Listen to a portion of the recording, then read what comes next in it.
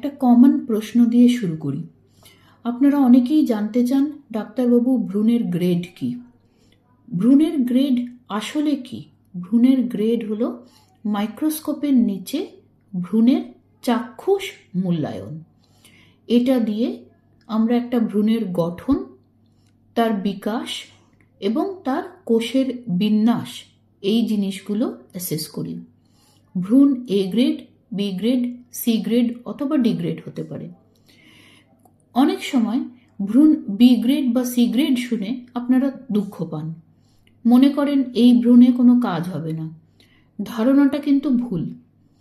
B grade বা C grade ভ্রূণ যে ইমপ্ল্যান্ট করবে না, অথবা গর্ভধারণ হবে না, অথবা সুস্থ বাচ্চা ডেলিভারি হবে না, এরকম কিন্তু বলা যায় না।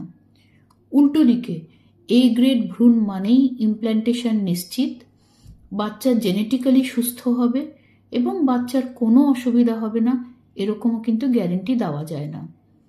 বাচ্চা সুস্থ হবে কি হবে না বা ইমপ্ল্যান্টেশন হবে কি হবে না, এটা নির্ভর করে আরও অনেক কিছুর ওপর।